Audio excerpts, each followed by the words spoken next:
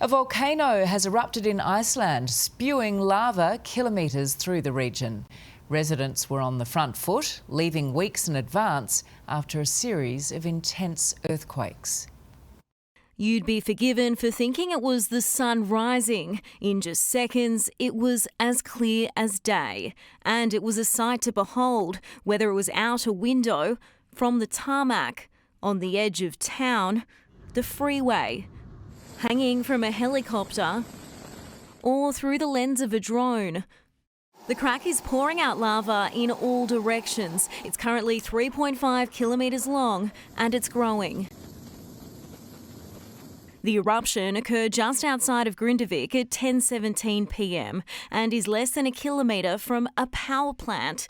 The small fishing town has sat empty since last month. 4,000 residents were evacuated following weeks of earthquakes and the expectation this would happen. The priority now is to protect lives and, where possible, property. For now, both are far from danger, meaning it's an early Christmas light show. Annalise Bolt, 9 News.